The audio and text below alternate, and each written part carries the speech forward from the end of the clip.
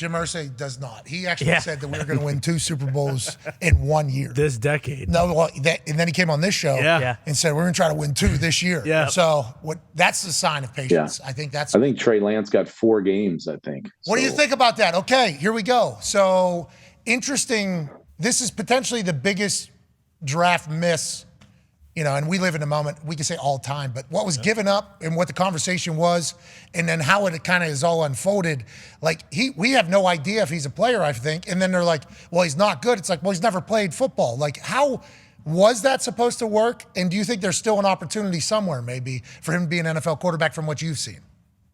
I do. I still think there's an opportunity. I think accuracy is his biggest thing, but it's not his fault that he was overdrafted. I mean, he got way overdrafted getting picked 3rd. I think people loved his athleticism. They loved how raw he was. Josh Allen coming from a small school, that probably helped a little bit.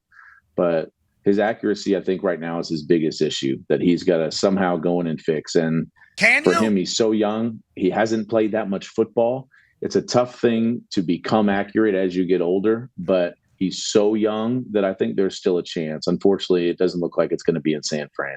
So Josh Allen, one off season, he put like laser things, like, you know how they do with golfers, how they put like shit on you?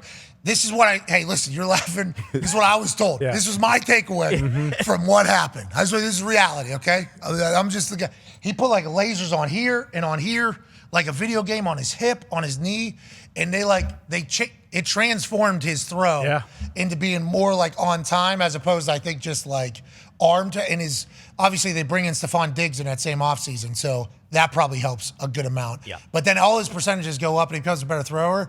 Is that like a way to fix? Is that normal? Is that how you fix accuracy? Like, how the hell do you fix accuracy at this stage? Yeah, I don't know that that's normal. I think we're giving somebody a lot more credit than they deserve with the nodes and things. But Brian Dable had something to do with it. I think,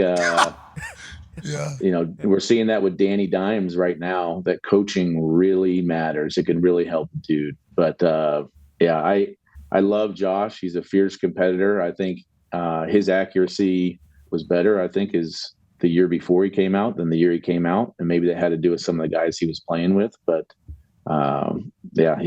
he's the standard right now for guys that go to small schools, for guys that can improve their accuracy, and everybody kind of points to him. But he's always been a pretty good player. Danny Dimes was a surprise draft pick. A lot of people say, well, Danny, this guy, you get an accountant that's going to go play quarterback in New York, blah, blah, blah, that whole thing. Now, with Dayball, you just talked about coaching.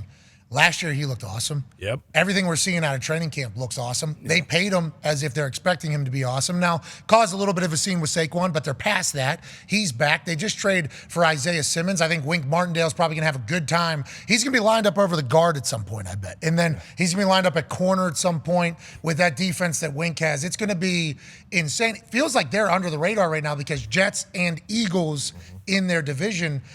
You like them, obviously. What do you think for them? Is this big jump year for the New York Giants?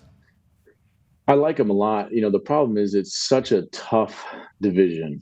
I mean, they're going to beat each other up because if you're looking at the division, you're saying Washington is the worst team right now, but that defense in Washington, that defensive line, they've got weapons on offense. We'll see how Sam Howell does, but that's going to be a tough division. I think they're all going to beat each other up. But expectations for me, I think they surprised some people last year, but they'll have a very similar season this year to last year.